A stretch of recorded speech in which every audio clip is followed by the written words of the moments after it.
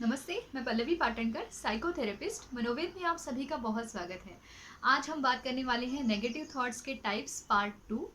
Part 1 में उस video में मैंने आपको नेगेटिव थॉट्स के कौन से 4 टाइप्स जो हैं पहले वाले वो बताए थे। अभी जो बाकी है 4 टाइप्स उनके बारे में हम बात करेंगे। पहले वाले जो 4 टाइप्स मैंने आपको बताए हैं, मैं उम्मीद करती हूँ कि आपने उसकी प्रैक्टिस शुरू की होगी।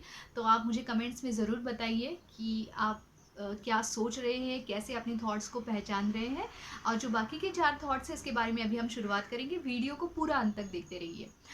तो अभी पांचवा जो नेगेटिव थॉट है वो है कैटेस्ट्रोफाइजेशन। जिन लोगों को एंजाइटी की तकलीफ है, चिंता जो होती है, उनमें कैटेस्ट्रोफाइजेशन काफ़ी ज़्यादा देखा गया है। कैटेस्ट्रोफाइजेशन मतलब क्या, कि कोई भी जो चीज़ आपको जो थ्रेटनिंग लग रही है, डरावनी लग रही है, या उसके बारे में आपको चिंता महसूस हो रही है, उसका जो परिणाम होगा, कॉन्सिक्वेंस जो होगा, वो इतना ज़्यादा तकलीफ देने वाला होगा, ये आपका मन आपको बताता है। एग्जाम्पल के तौर पे अगर हम देखेंगे कि अगर कोई बीमारी हुई है, तो आपको ये लगता है कि आप कितना ज़्यादा हॉस्पिटल में रहेंगे, फिर हॉस्पिटल में रहेंगे तो उसके बाद कितना खर्चा आएगा, कितनी ज़्यादा तकलीफ़ होगी, ट्रीटमेंट को आपकी बॉडी रिस्पॉन्ड करेगी या नहीं करेगी, फिर उसके बाद काम में छुट्टी मिलेगी या नहीं मिलेगी, फिर बच्चों का क्या होगा, फैमिली का क्या होगा, एक्सेट्रा एक्सेट्रा। इतने ज़्यादा थॉट्स आते हैं और वो समस्या इतनी बड़ी आपको दिखती है, आप अपने आप को उस तरीके से खुद को बताते हैं, जिसको मैग्निफिकेशन भी बोला जाता है, जो हिंदी में कहावत होती है, राई का पहाड़ बनाना। तो यहाँ पे आपका मन जो है अननोइंगली, आपको समझ में नहीं आता, इतना ज़्यादा सोचने लगता है उस समस्या के बारे में। कोई भी समस्या, वो हेल्थ से जुड़ी हो, रिलेशनशिप से जुड़ी हो, उसमें भी ऐसे ही लगता है कि बहुत भयानक उसका परिणाम होने वाला है। या अगर किसी इंटरव्यू में आप फेल हुए हो, तो आपको लगता है कि इंटरव्यू में फेल होना मतलब इतनी बड़ी बात है कि अब इसके आगे कुछ नहीं हो सकता, कोई जॉब मुझे मिलने वाला नहीं है, या फिर जॉब में थोड़ी प्रॉब्लम चल रही है फाइनेंशियली, तो आपको लगता है कि बस अब आगे नई जॉब मुझे कभी भी नहीं मिलेगी, या फिर मेरे परिवार का परिवार को सफ़र करना पड़ेगा। तो कोई भी घटना के जो आने वाले परिणाम है वो इतने ज़्यादा भयानक होंगे, ये आपका मन आपको बताता है, जिसकी वजह से आप और ज़्यादा चिंतित महसूस करते हो, बहुत एंग्शियस फील करते हो। किन किन लोगों को पैनिक अटैक्स भी इसी थॉट्स की वजह से आते हैं। तो ये हुआ कैटेस्ट्रोफाइजेशन, जिसको दूर करने के लिए हम क्या कर सकते हैं, प्रैक्टिकली हमें अपने आप को क्या बताना चाहिए।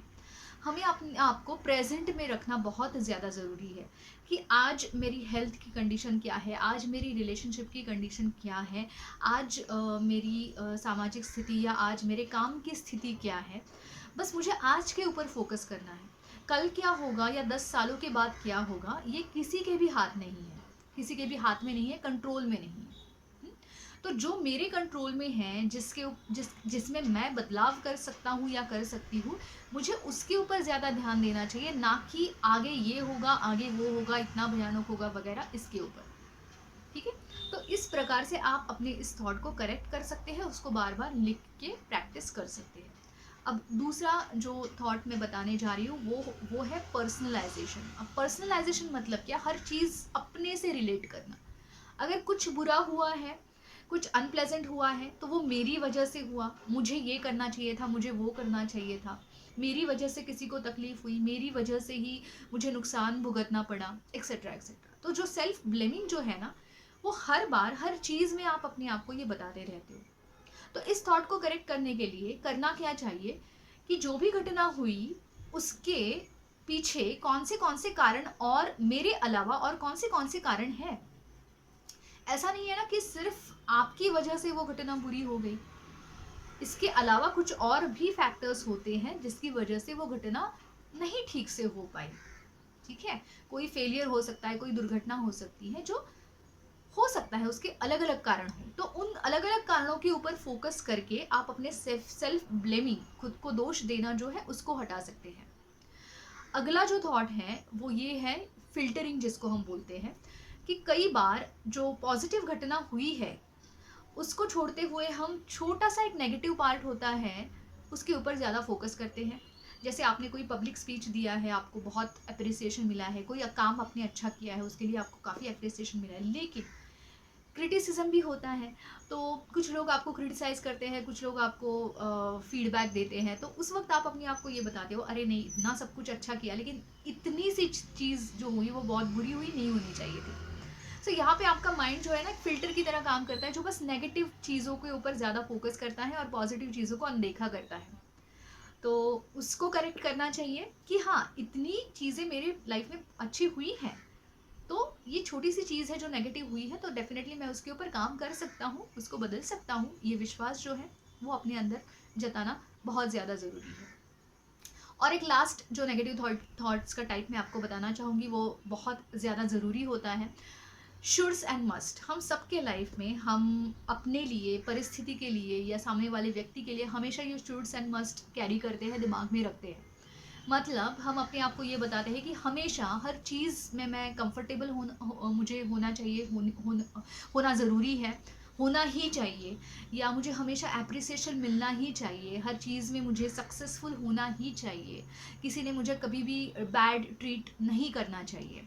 तो ये जब बहुत ज़्यादा डिमांड हमारी बढ़ जाती है और सिचुएशन उस हिसाब से नहीं होती है ना, तब हमें बहुत तकलीफ होती है। मैंने उसके ऊपर एक वीडियो बनाया था कि अपेक्षा पूरी ना होने पर क्या करें, तो वीडियो का लिंक मैं यहाँ पे दे रही हूँ, तो वो आप ज़रूर चेक कर लेना, डिस्क्रिप्शन बॉक्स में भी आपको उसका लिंक मिलेगा।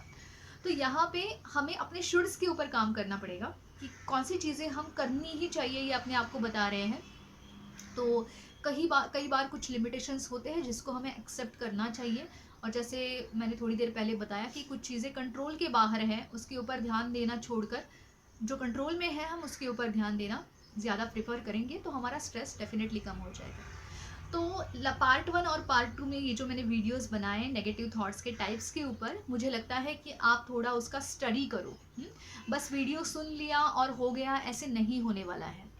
काउंसलिंग में जैसे हम बताते हैं क्लाइंट्स को कि आप अपने थॉट्स को पहचानो, लिखो, और सिर्फ नेगेटिव थॉट्स को नहीं लिखना है, बल्कि नेगेटिव थॉट्स के जो जवाब आपको खुद को देने हैं लॉजिकली, वो भी आपको लिखने हैं, ताकि उससे आपका डिस्टरबेंस, स्ट्रेस, तनाव जो है मानसिक, वो कम हो जाएगा। तो ये जो मैंने पार्ट 1 पार्ट 2 में नेगेटिव थॉट्स के वीडियोस टाइप्स जो डाले हैं, वो इसीलिए डाले हैं कि आपको अपना स्ट्रेस कम होने में उसकी मदद मिले। तो मैं उम्मीद करती हूँ कि आप उसको प्रैक्टिस करेंगे और ज़रूर अपना फीडबैक मुझे दीजिए।